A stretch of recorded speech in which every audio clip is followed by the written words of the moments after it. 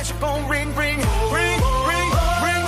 949-292-905. That's 949-292-905. Events, connection, and opportunity. All in one place. Come join the community. So text it now, don't wait in line. 949-292-905. That's 949-292-905.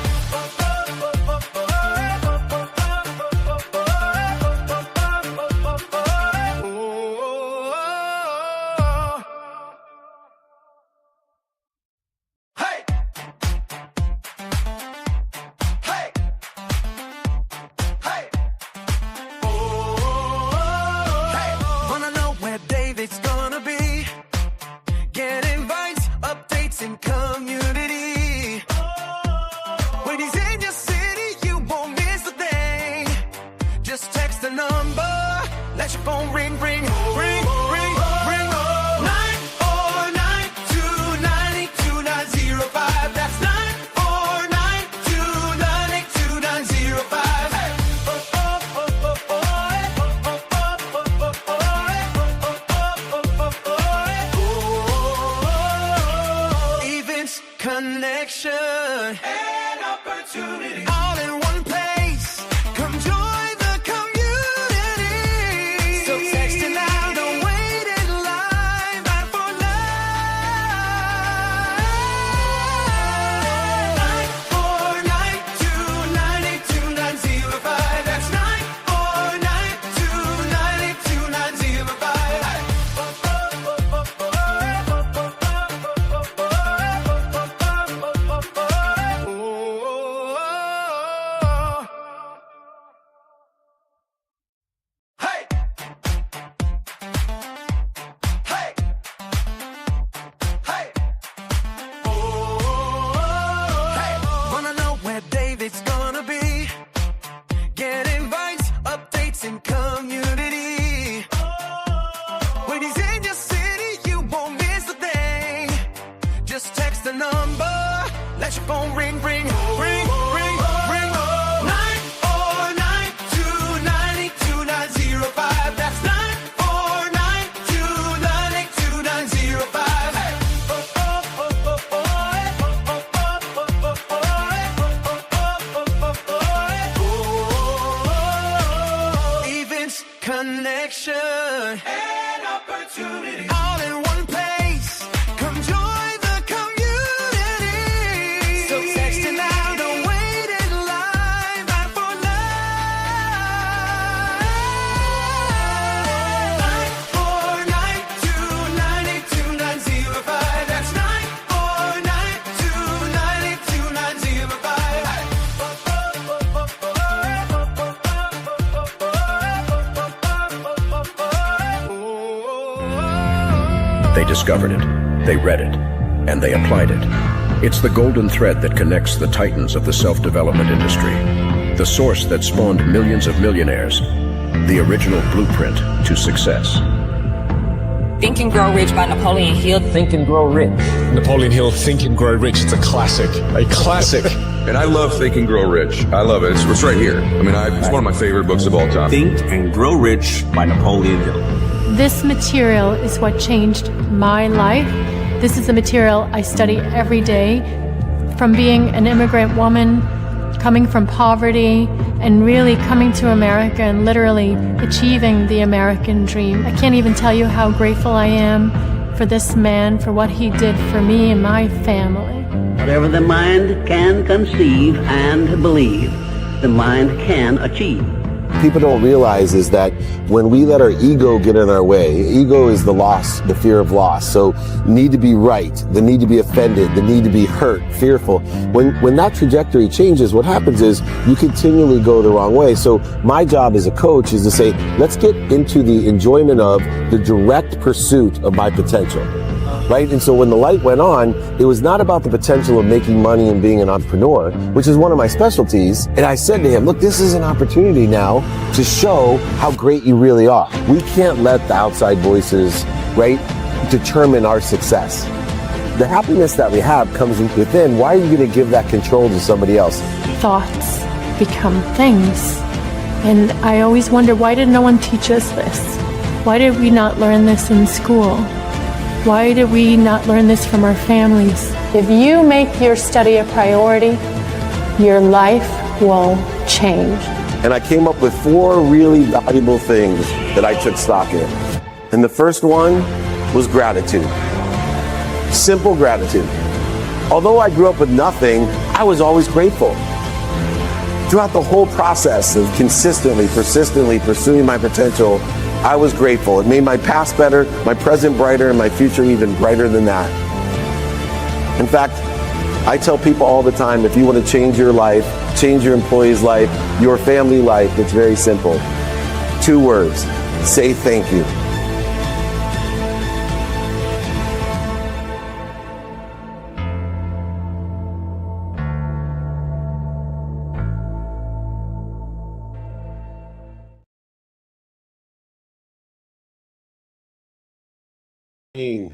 Everyone, let me see here. Can you hear me? Can you hear me? All right. Good morning, everyone. Welcome to the Napoleon Hill training.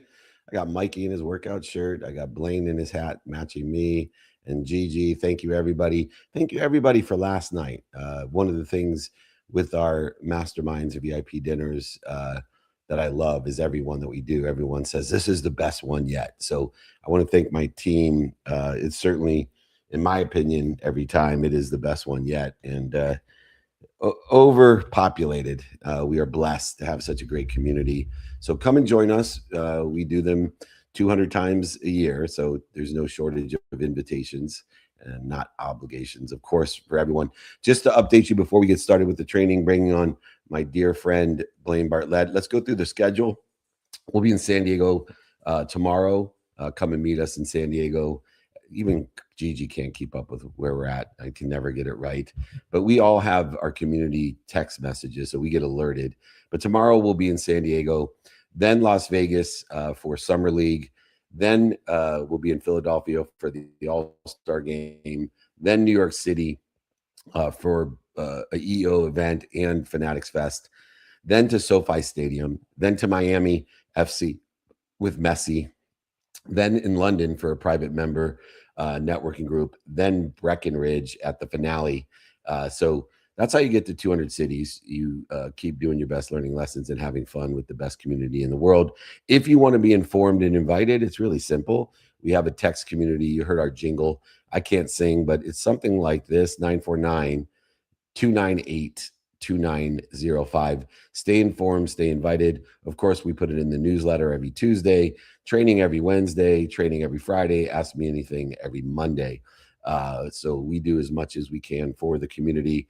Today's training is the bridge between, let me pull this up real quick for everybody, the bridge between fear and faith. And so I'm going to bring my dear mentor, coach, and teacher, world business consultant, if anyone's interested in changing their life, having the money mindset to change possibilities into probabilities, that would be Blaine Bartlett, blainebartlett.com. Blaine, thank you for joining me. Absolutely, my pleasure. Good morning. Good morning. And I just congratulations on the mastermind. Thank you. Thank you. You're a big part of that as well, as you know. But I was just wondering, are you going to be able to stay on afterwards to take Q&A for half an hour after training? Absolutely. I've got to build into the calendar. We are blessed. You get more than your money's worth here on Napoleon Hill Institute training today and every single Wednesday. The bridge between fear and faith. And if anybody would like the replay from today, if anybody would like the guides and exercises, I'll remind you, but you can email me. David means beloved, at D is my first initial. Meltzer means servant. Let me be your beloved servant. Email me directly, david@dmeltzer.com. The bridge between fear and faith is essential. in understanding how wisdom is created. You see, today knowledge is a commodity. It used to be power, but no longer is it power. It's simply a commodity. Everybody has access to an infinite amount of knowledge. And so this bridge between fear and faith become essential because that's how wisdom is formed. It's fear itself is obviously a natural part of growth. Every opportunity, relationship, investment, and our breakthrough or expansion or transcendence comes with uncertainty because uncertainty is certain. The question isn't whether we'll experience fear, it's whether we'll allow the fear to make our decisions or let faith guide our actions. We've all delayed making a phone call, launching a business, asking for an option, opportunity, touch of favor, or pursuing a dream because we wanted more certainty, more stability. Often, what we're really waiting for isn't the right time, it's the courage to begin, to make those mistakes, to learn, to expand, accelerate, aggregate, and compound those mistakes into success or results. I promise you, fear is inevitable, and so is uncertainty. Staying stuck because fear is optional is ridiculous. Courage is built the moment we choose action over hesitation. And today we're going to bridge that gap for you to allow you to witness it and release it, the fear, and understand that faith will create the wisdom to shorten the distance of resistance that we create between the problems and the solutions that we desire. Blaine, lesson number one is just to understand fear itself. So many people think fear is an enemy, but it isn't. It actually exists to protect, promote, love, and perfect us. The problem begins when fear stops informing our decisions and starts controlling them, because fear will evoke the ego, and the ego is there to control. Ego's there to defend. Ego's there to prove. And this relationship causes a separation between the fear, the expansion, and the growth that it's meant for. We convince ourselves that we're waiting for the right time instead of allowing the perfect time and the perfect place and the situation, circumstances, and events to occur, even though the evidence isn't there or the evidence is contrary to being there. And when in reality, all we're doing is avoiding the discomfort of taking action. Blaine, so many times fear disguises itself and it causes paralysis. What are some of the ways that fear disguises itself that causes the interference of feeling overwhelmed or procrastinating? What are some of the way it disguises itself? I love that question. It disguises itself most typically as a reasonable argument for not doing something, a reasonable argument. And, the ego and the mind will track towards reasonable. Reasonable people get reasonable results. Unreasonable people get unreasonable results. So, you kind of put it in that context. When we start doing things that are unreasonable, the mind rebels. Because, and this is the key piece on this, it's an identity question. Anything that I consider to be unreasonable is a conflict with my sense of identity, my sense of egoic self. So most fear that we experience, there's two kinds of fear that come into play here. One is physical, fear of the physical outcome. So there's a saber-toothed tiger and I'm about to become lunch. The other is psychological. And that's the one that compromises most people. It's the fear of compromising my sense of identity. I'm not the kind of person who can, who would, who should, who will. Those sorts of things. And it's almost always in a social context. What would people think of me?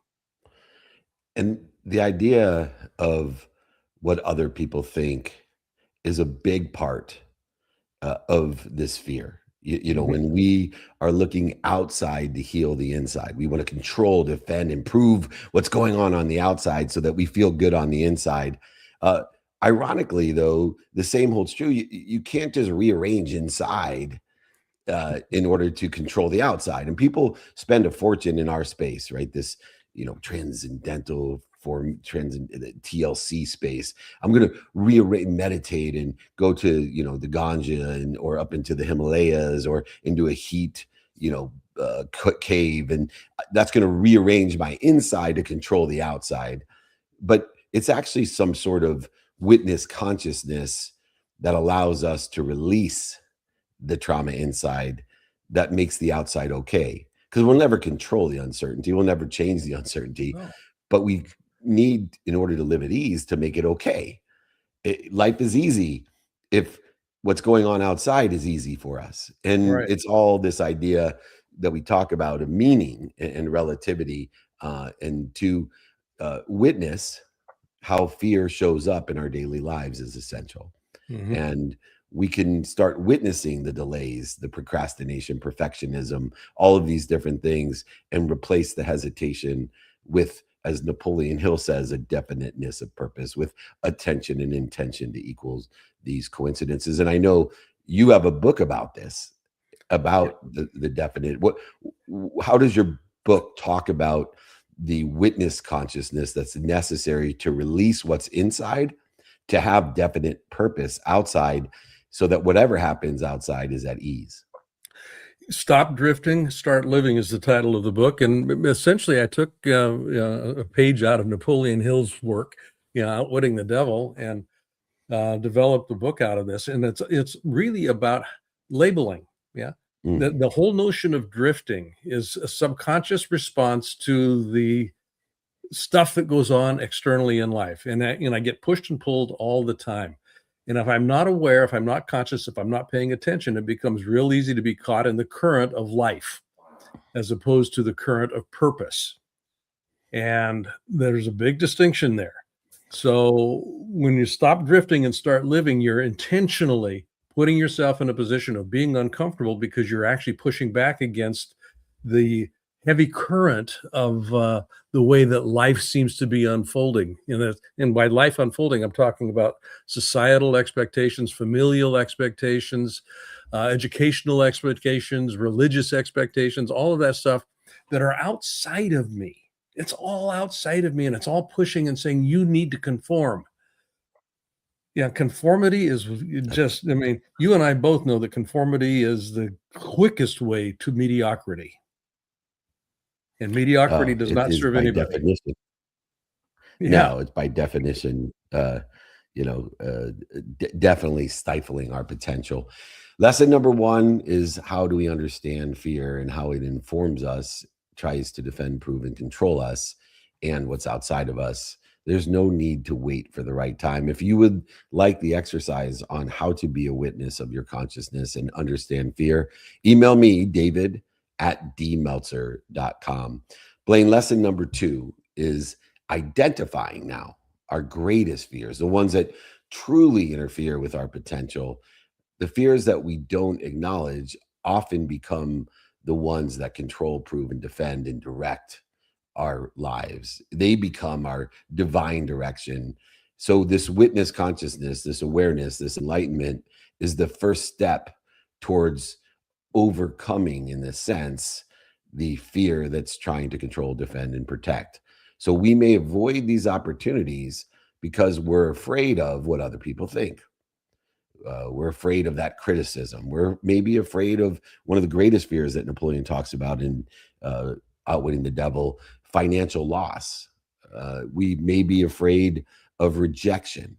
We may be afraid of failure, but Blaine, or even success. Defining the meaning of our past. How can we define the meaning to understand the awareness, to identify, and prioritize, believe it or not our actions, but prioritize our fear? Yeah, a simple exercise that I developed years and years and years and years ago is an if-then process. So I just start off with, if this happens, it's usually the one that's most top of mind. If this happens, I lose the deal. Then what's the consequence? Then I take that consequence. Well, if this happened, then that happened. Well, if that happened, then what? If that happened, then what? And the key here is not to look for a solution that will get me out of the spiral downward. I want to keep digging all the way down to where I get to the point of this is as bad as it could possibly get. And then I can kind of look at it objectively and go, well, am I still going to be breathing? Yeah, I'm probably still going to be breathing. I'll probably still be, yeah, eating lunch somewhere, that sort of thing. But that if then scenario, what typically causes us to stop is the lack of ability to be clear about really what is it that's in place here? What is it that I'm actually kind of concerned with? And most of that is very subliminal. Most of it's pretty much out of mind. But my mind physiologically will go to that worst case scenario without me ever realizing that that worst case scenario is running me, and that worst case scenario almost never is going to happen. And it never does. And In just the same way, I think the inverse is important to understand in the context of identifying fear, is that there's a independent fear of what we want, that what we want is never going to happen. And the truth is, what you want is never going to happen. What's going to happen if you have the right behaviors aligned with where you want to be and spend minutes and moments in this interfering fear, what's actually going to happen is better than what you want, because you are protected and promoted. And that's where this bridge occurs between fear and faith, that you may not understand the evidence today or the evidence contrary today to where you want to be or better. And it takes the faith, not knowledge, but faith, to bridge between, I'm really trying my best, I'm learning lessons, and I'm having fun doing it. But the evidence today does not in any way indicate that I'm going to get to where I want to be. But we have to have faith that not only is it going to get to where you want to be, it's going to get you to where you want to be or better, because it's guided. If you put the action into it, if you put the activity into it, if you put the attention into it, if you put the intention into it, it's going to get you to where you want to be, or probably most likely better. But you have to be able to have faith that I just don't understand how losing everything, including my mom's house, is going to get me 20 years later to a place where I've made more money, help more people, and have more fun than I ever imagined. Yeah. Because at that time, it's just not real. Yeah. Beautiful. It's faith. Yeah. I mean, we really never did define it. Faith is the ability to feel the unseen. That's the way that you can kind of organize around that. It's not, faith in the picture. It's a feeling. That's a vibrational construct. It's a vibrational dynamic, and you want to tap into that. And that's why we need to identify and witness, right? Both of the lessons that we were talking about, because we want to control our feelings inside. We can't rearrange them, but we want to witness and release that makes us feel good about the fact that we screwed things up, and that we have faith that because we screwed things up, we're going to be in a better place, a better position, a better situation, in man-made constructive time, down a linear time frame. If you would like an exercise or the replay of this on identifying our greatest fears, all you got to do is email me. David means beloved. @D is my first initial. Meltzer means servant. Let me be your beloved servant, and appreciate you to email me, david@dmeltzer.com. Now, Blaine, earlier I talked about in the introduction courage.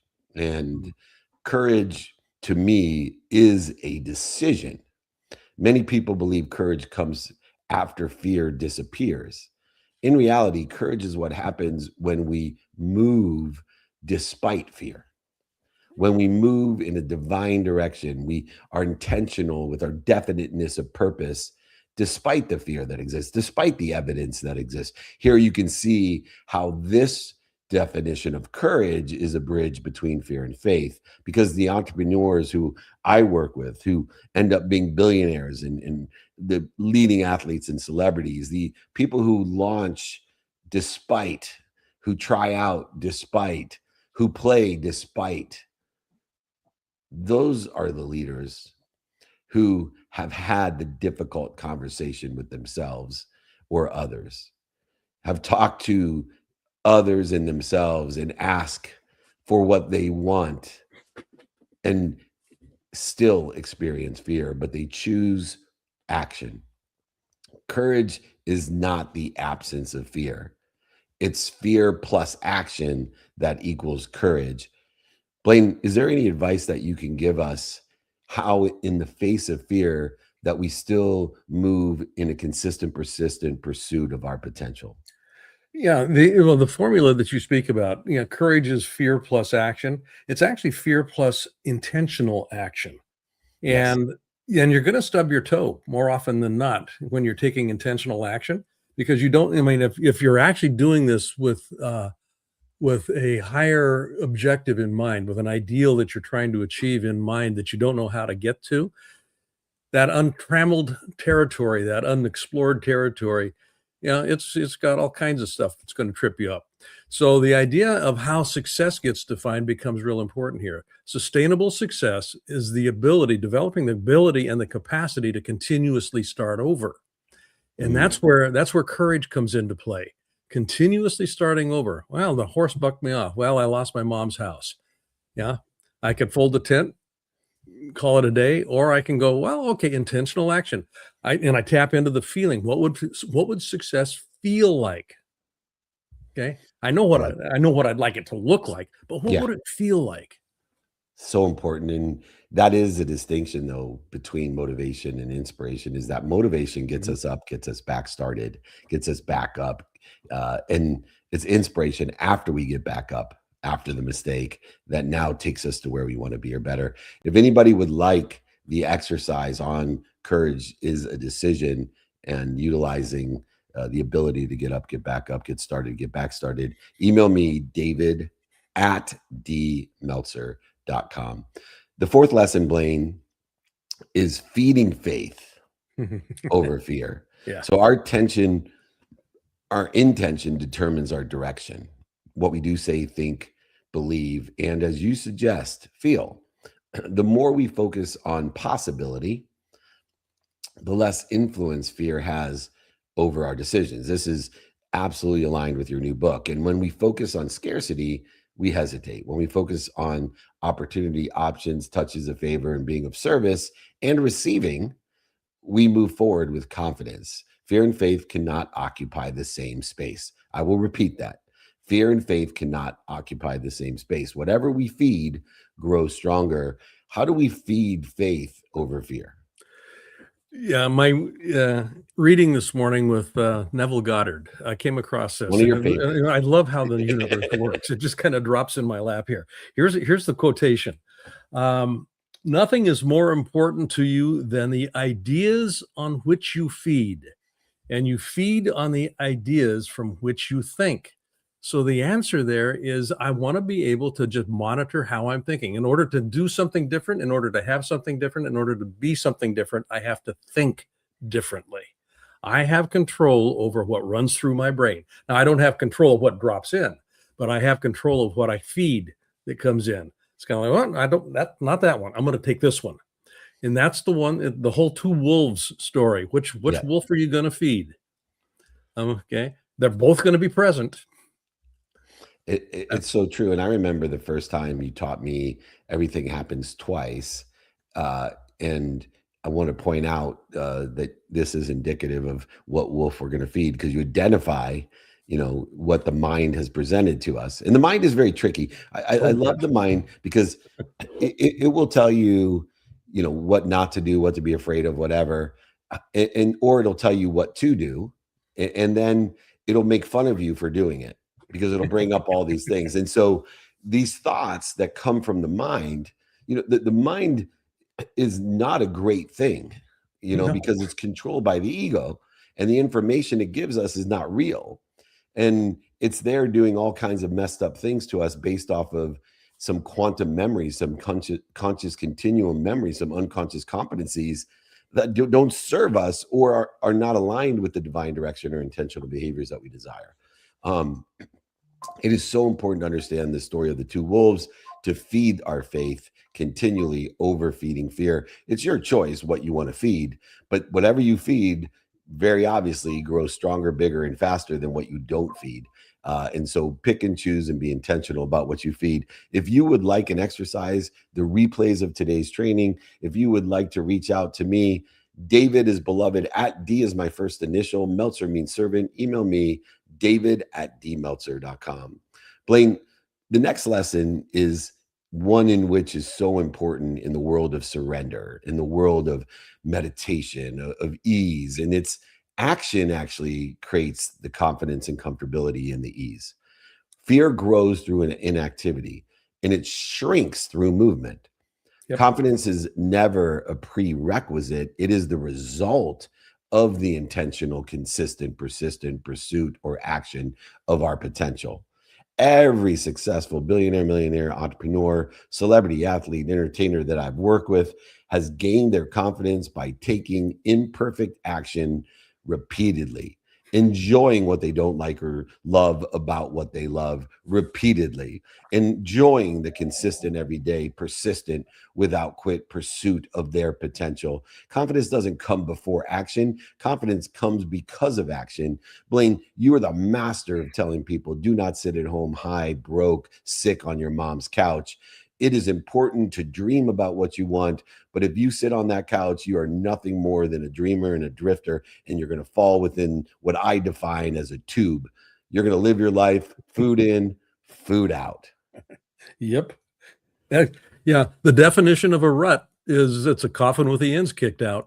That's essentially it. And a lot of people find themselves in ruts. Confidence is a consequence. And if you just kind of repeat that, confidence is a consequence. Confidence is a consequence. You don't have confidence. It happens as a consequence of taking action. And it's small incremental steps. I mean, I'm not going to take, I don't have the confidence that I can climb, Mount Everest, but I do take action. And over time, I can, Mount Si out here in Seattle, I can climb Mount Si. I mean, when I was a kid, Mount Baldy in my backyard. I had a flag. I made a flag. I'm gonna go to the top of Mount Baldy. And my brother looked at me and said, "You can't do that." And I'm going, I don't know if I can or not, but I'm gonna go take a step. I mean, and I'm gonna take action. Watch me. I'm gonna take action to stop Mount Baldy right there. There's Mount Baldy. It's so important. It's action. Take action and be prepared to make mistakes when you take action, because you don't know what you don't know, which ties into my favorite quote. You're either humble or you're about to be. So go ahead and take action knowing you're about to be humbled. But at least you're growing. One of the great analogies that I heard is if you were in the 5th grade and you work really hard in the 5th grade and you get an A, do you go back to the 5th grade because it's easier to get an A and keep on going back to the 5th grade? How would you feel 6 years into the 5th grade? Yeah, sure, you can get an A, no problem. Right? You go on to the 6th grade. Yeah. And then you keep doing these grades. It's the same exact thing in life. We can't be afraid of the next grade. And you cannot, when you move up a grade, you can't get 100% on every test without studying, without learning, without pain, without struggle, without taking practice tests and making mistakes.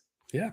There's no doubt. It's like playing golf. You can't just walk up to the range, whether you're the greatest athlete in the world, which in my opinion is LeBron James, overall the greatest athlete ever to be born in every aspect of what he can do, strength, speed, the man is a Adonis of whatever. But, I have played golf at the same club that LeBron started at. And he sucked. He sucked. There was so many mistakes that were being made. And I want people to realize that you can't get through this without the confidence. It doesn't come before the action. I've never seen, LeBron humbled and laughing at himself and literally saying, I suck. That's and honestly, that's part of the key, is to be able to laugh at myself. Honda Sorichiro, the founder of the Honda Motor Company. How did you become so successful? I made as many mistakes as I could, as fast as I could. Yes. And that's the key. Keep moving. Keep moving. All right. If anybody wants to learn how to keep moving, just email me, david@dmeltzer.com. You get to replay the guides and exercises from today's training. Last lesson for today, Blaine, before you get to do Q&A and carry the load for me, which I'm grateful to be able to provide your wisdom, not a commodity wisdom, your wisdom to our community. Talking about the bridge between fear and faith, purpose. Yep. Purpose is the actual bridge to faith. When our mission becomes greater than our fear, when our purpose is greater than our pain, our perspective, our meaning, our relativity changes. Purpose gives us a reason. For the sake of what am I moving? Even when uncertainty remains day after day, the evidence is not aligned with, or it's even contrary to where we want to be. A parent, an entrepreneur, a coach, a leader often accomplishes extraordinary things because their commitment to serving others outweighs their personal fears. They no longer are attached to, I'll be happy when, but instead for the sake of what. The bigger our mission, the smaller our fear becomes.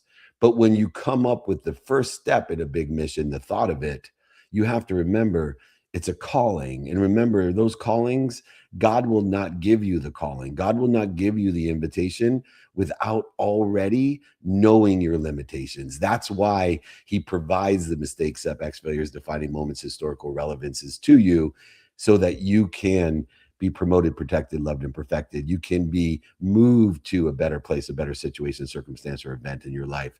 And that's how the system works. Purpose is a big part of moving possibilities into reality. You have taught so many, literally thousands of people about purpose, about a definiteness of purpose. How can we not be stifled by big missions? You know, it is something that holds people back. Bite-sized chunks. I eat an elephant one little bite at a time. I mean, that's probably the easiest way to think it. You better be careful with that analogy. They may not let us back into Africa if you're talking about eating elephants. Good point. Yeah. Yeah. Well, Cynthia, and you and I both, my wife, Cynthia Kersey, founder of Unstoppable Foundation. Founder of the Unstoppable Foundation, in which we both are sitting on the board. She's got a thing that she continuously refers back to. Yeah. And it has to do with when your life is tough, when you've got a problem and you're collapsing, you need to find a purpose bigger than your problem. You got to find a purpose bigger than your pain. And as soon as you can find that, and it's keyed into identifying what matters to me. It's one thing to have a dream and a vision, but if you can't link it into something that matters, why does this matter? And if that mattering is big enough, you're going to do whatever you need to do to get to it. So true. One small step at a time. One step at a time. I'm going to quickly finish in this conclusion before we let Blaine answer some questions. There's a parable about a guy fishing, and Blaine's an extraordinary fisherman and I'm not.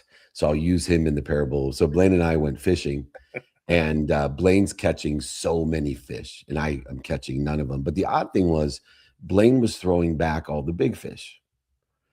And finally I said, Blaine, can you help me, man? I haven't caught one fish. You're catching so many fish, but I'm just curious. Normally people throw back the little ones and keep the big ones. Why are you keeping the little ones and throwing back the big ones? He said, well, I only have a 9-inch frying pan. And so don't live your life with a 9-inch frying pan. Yeah. How big is your frying pan? Ask yourself when you're looking at your purpose, are you trying to impact over 1 billion people? Or are you limiting yourself to, I'd like to help 100 people? It's okay. I'd like to help one person a day or more than one person a day, but don't limit yourself. Don't have a 9-inch frying pan with your mission, your dreams, and your purpose. If you want to get the exercises guides from today, if you want the replay from today, if you want to learn about purpose, bridging fear and faith together, email me. David means beloved, @D is my first initial. Meltzer means servant. Blaine, extraordinary lives aren't built by fearless people. They're built by people who consistently, persistently pursue and choose courage. Every meaningful opportunity, option, touch of favor requires us to step into the uncertainty before we receive ease, which we define as certainty. This uncertainty hasn't stopped, but inside we have ease that gives us clarity, a majesty of calmness, which is perceived certainty. Our greatest leaders entrepreneurs and change makers all experience and experienced fear. What separated them wasn't confidence, it was their willingness to act anyway. Faith and wisdom are not believing fear will disappear. Faith and wisdom is trusting that our next step matters more than our current doubt. Let your trust, your faith, believe in your next step. Know that it matters in your divine direction more than the interference, the doubt, the setbacks, the failures, and the mistakes. May God bless all of you. May you bridge the gap between fear and faith. If you would like to replay once again or all these exercises, guides, and even my book, email me david@dmeltzer.com. I'm going to leave you in great hands with my mentor, coach, and teacher. He will give you the instructions to get to where you want to be. He will teach you the best steps to take in those instructions. But most importantly, he will bring the best out of you, move your possibilities into reality. Reach out to blainebartlett.com or email me, david@dmeltzer.com. This has been the Napoleon Hill Institute training, Bridging Fear and Faith. Blaine, Nick, please reset the room and take some Q&A. I will see you later. Have a wonderful 4th of July if I don't talk to everybody. God bless you. See you later. See you later, Thanks, buddy. Bye.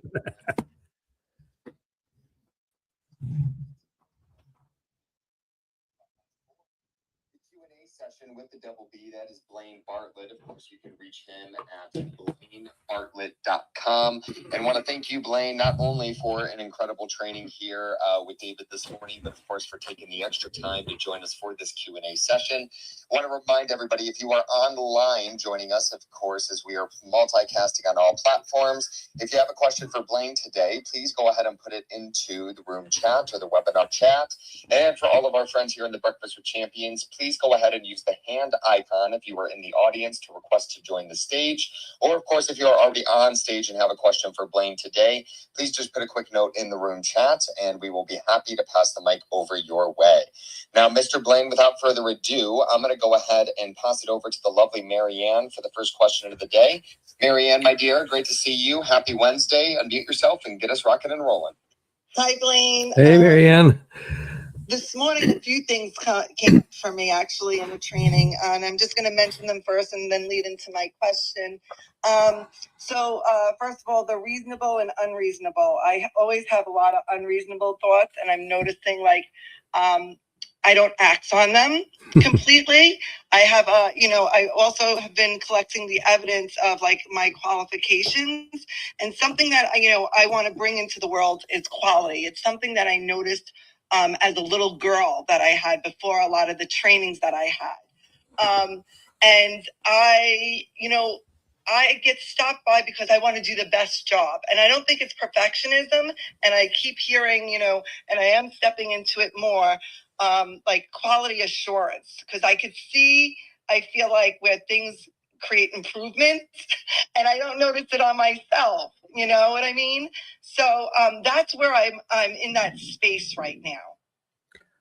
Okay, and what's the question that space is generating for you? The question is the way using my feelings too much. How do I get out of using my feelings too much? Because you spoke into using your feelings to see the unseen, and I do that often, but I also get stuck there.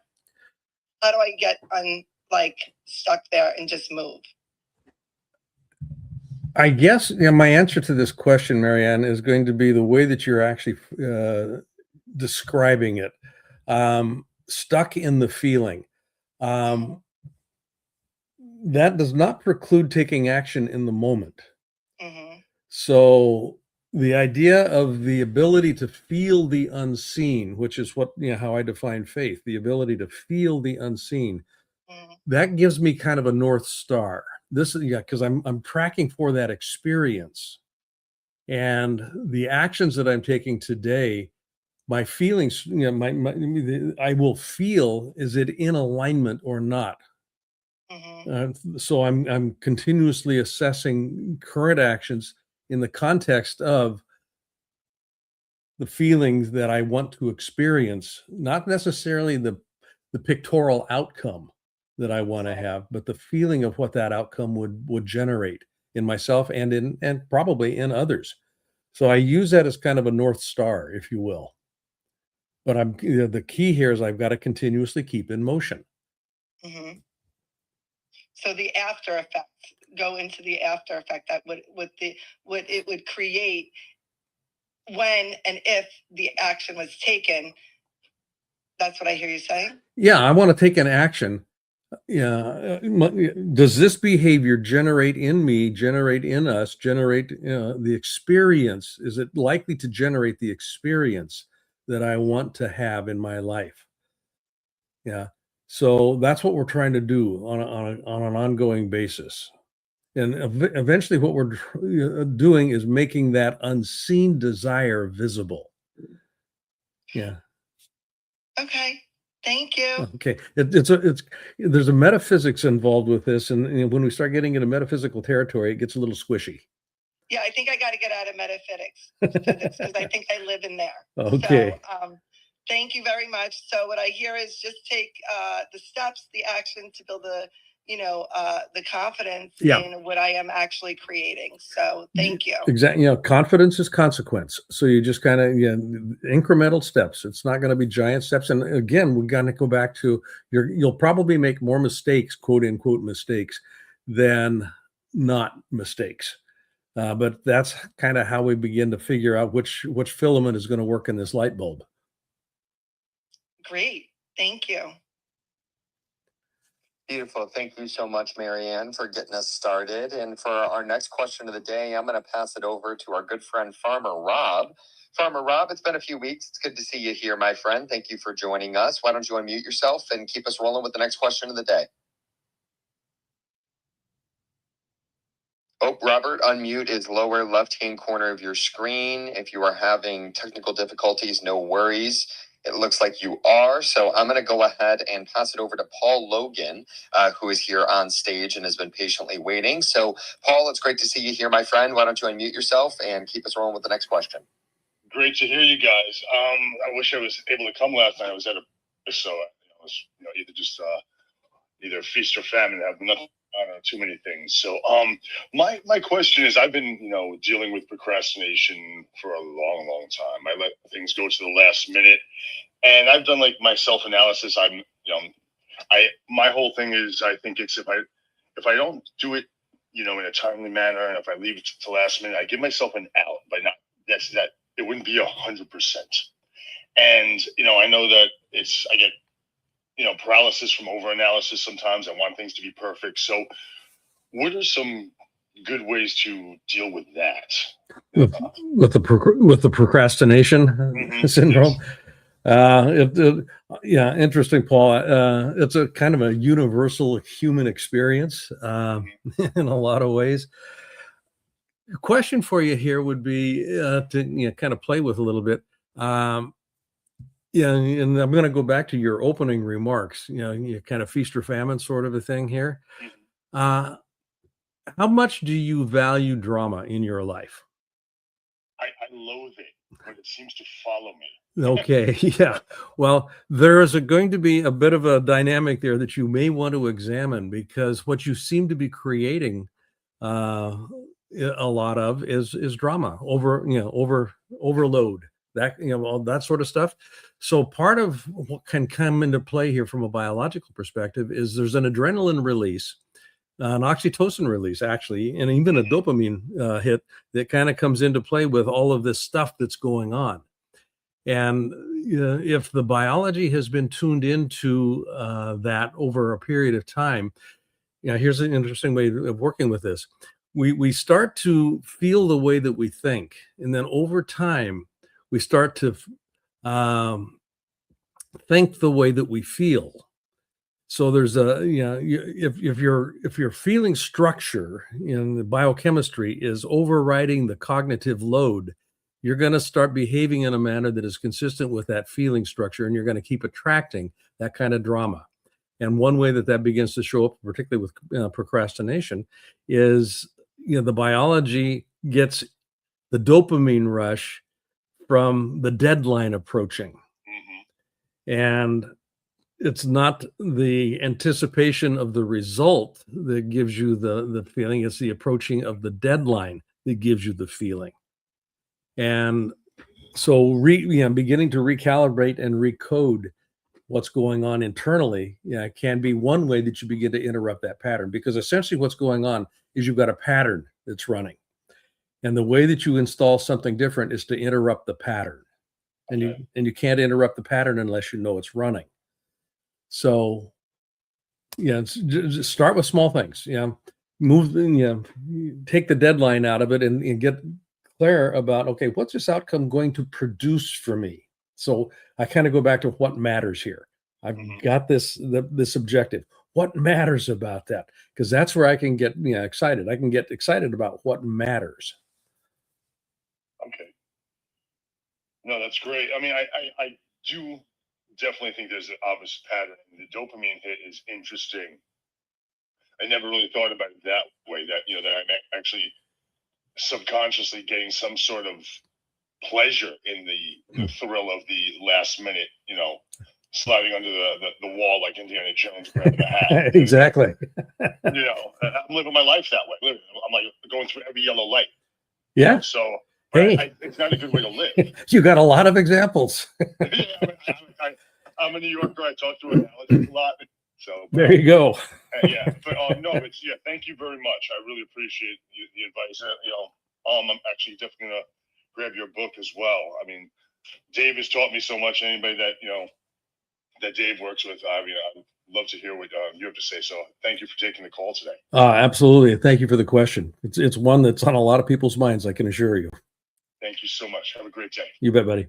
Take care, Nick.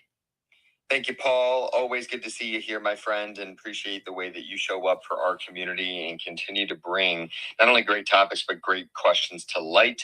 For our next question of the day, I'm going to go ahead and pass it over to your favorite, Mr. Blaine. That is Princess Ali. Princess Ali, it is always good to see you here. You always bring incredible questions as well. What do you got for us this fine Wednesday morning? Hi, Blaine. Hi, Ali. Awesome. So a lot of really incredible takeaways. One thing that really hit home for me was when you talked about how sustainable success is the ability to continuously start over. So my question is, what has life taught you about why starting over is so much harder emotionally than practically? And what allows you to stay committed long enough for time to reveal what faith already believed? The older we get, the less likely we are to appreciate the value of starting over. Kids start over all the time. I mean, it's just kind of hardwired into them until they get to a certain point where they get applauded for success. You did it. You grabbed the brass ring. And it's kind of like, oh, and David talked about, I got that A in the 5th grade. So I keep referencing past experience where that was, where I was successful. Adults, by and large, do not like the experience of being a beginner. We just typically don't appreciate that much at all because we'd like to think of ourselves as competent. And a lot of this has to do with the development of an identity. And by the time we get into our late teens, early 20s, that identity piece has started to take root. And when I start taking on something new that requires me to be a beginner, to let go of some things that my identity has said, oh, no, this is who you are, that becomes a real challenge. And that's where the whole idea of fear versus faith starts to come back into play. So the idea of, and I keep coming back to this, what really matters to me at this point in my life? What matters now? What mattered to me when I was 5 years old? What mattered to me when I was in the 5th grade? What matters to me when I was 24 are different. There are different things that matter to me at a visceral level. So when I can continue to reassess, is what I'm doing today making the kind of experience happen that I'd like to have in my life? Pretty soon, there's diminishing returns that start to come into play here. I want to reassess what matters now. What matters now? And that will set me on a course of having to learn something new in order to be different. The idea of success in life, most people will code it as I want to be a better version of what I used to be. In order to be successful in life, I've got to be different than what I used to be. Not better, different. And different in a way that is consistent with what matters. So, that becomes an organizing principle. So, developing the capacity to continuously start over is what we're looking at. And, that capacity structure has to do with courage. It has to do with discernment. It has to do with, taking on new habits, those sorts of things. And self-awareness is a key component of that. Wow, that was amazing. I really just appreciate how you broke that down, a lot to absorb. Thank you, Blaine. You bet, Ali. Thank you for the question. Beautiful. And with our final 10 minutes here, we do have some time for additional questions. And Blaine, want to thank you again for always pouring into this community and going above and beyond as you do. For our next question of the day, I see Catherine has joined us here on stage. Catherine, if you are able to unmute yourself, did you have a question for Blaine today? Well, I appreciate what he's saying. And one thing I learned about being different is to not take a shower in the morning. Because the Chinese medicine folks say all night long, we're kind of creating a fire, a buildup of our energies. And so would you put the fire out once you got it going? No, right? You let that enjoy the flame, then you let it burn down naturally. So to me, that makes perfect sense. It's another thing I don't have to do too early in the day. And they even say like between 3 and 7 at night, because that's when you're powering down, and not a long hot bath. We can't do heat. Too much actually water. We can't do water after 60, soaking it. Not cold water. We are warm beings. I mean, like the Chinese medicine, I don't know if you guys check it out. You could maybe have AI say, what does David say that pertains to Chinese medicine? I know he's an early riser and all that. I mean, I just feel like we really have to be realistic here and say, all right, we got to stay healthy, stay plugged in, But also, I put so much in the chat this morning. I don't usually try to do quite so much, and I hope it's okay. My apologies if not. But basically, they're saying the whole Earth is really, like I summarized there, it has a heartbeat at 7, and it was up 70. Now, what would we do if our heartbeat went up 10 times? We'd be in trouble. So we're all connected to the Earth, and I know I went to Vassar College 40 years ago. I wanted to learn more. I studied psychology, but I wanted to learn metaphysics. I wanted to learn spirituality. Catherine, just to chime in here, we definitely see great value, but I wanted to make sure, is there a specific question for does Blaine? any of that sound like, yes, we'll have discussions on the people with the bigger platforms? Are they going to talk about these things? And it's okay if they feel like, no, it's not in my wheelhouse, even though we're all on the earth and we're all human beings. I really feel like we don't have too much time to decide when are we going to get more of the main team players, because the media is being taken over, apparently, as we speak again today. Well, to that question, Catherine, if I could just respond, Sure. Those participants, those speakers, those folks are not in the room right now. So I would be remiss I'd be reluctant to answer for them in terms of what they are thinking of doing and what their possibilities might be. So that would be a question that I would bring to them specifically, probably not collectively, but one-on-one if you've got a way to access or have a conversation with them. Okay, well, I'm thinking of people like David and John Lee and the most famous people on Clubhouse, plus anybody in the government. who's left because so many people are being fired.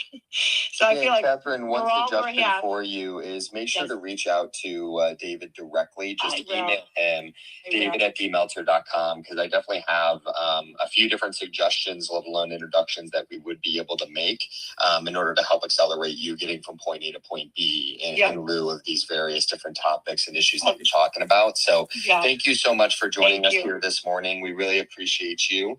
And as we continue with the final 6 minutes of Q&A here, I'm going to take this opportunity to pass it over to Marco Antonio for the next question of the day. Marco, my friend, always good to see you here. Thank you for joining us. What do you got for Mr. Blaine today? Likewise, Nick. Hey, Blaine. Hey, Marco. Good to hear you. Yeah, man, so many takeaways today. You know, I'm trying to figure out which one to talk about, but I think the one that really resonated with me the most is asking myself the question is like, what am I fearful of?